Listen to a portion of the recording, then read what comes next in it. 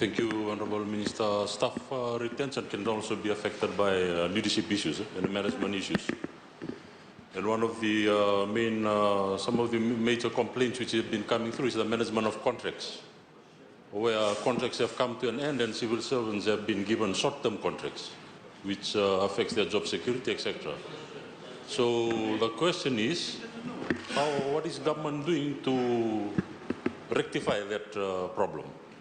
When the contract comes to an end and nothing is done to renew or advertise, and they are given short-term contracts, monthly contracts.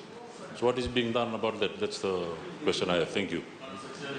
Honourable Tony. Sir, I wish the honourable member actually asked a substantive question. That appears to be a substantive question. Yeah, we can ask the His question, Mr. Speaker, says, can the government update Parliament government staff retention initiatives policies for skill and technical areas? Skill and technical areas.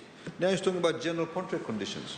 Mr. Speaker, sir, as we've highlighted to Parliament time and time again, you see, this does not fit in with your narrative. That's the problem.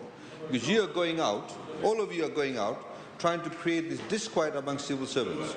As any civil servant would know, sir, if you initially take up a position, you're given a 3-year contract. If you then, at the end of 3 years after the assessment, if you've performed above a particular level, you're given a 5-year contract. Most of the people who have actually been through the 3-year cycle all have 5-year contracts. I cannot understand what is going on about.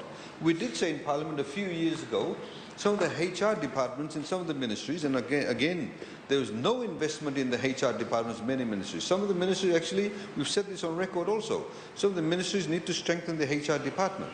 The HR people need to know, for example, these 10 people, their contracts are about to expire in 6 months' time. They need to start the particular process so people know before their contract expire whether they'll be renewed or not. And that needs to be done in time. That's the point that we're making. I've already said this in Parliament, continuously, Mr. Speaker, sir.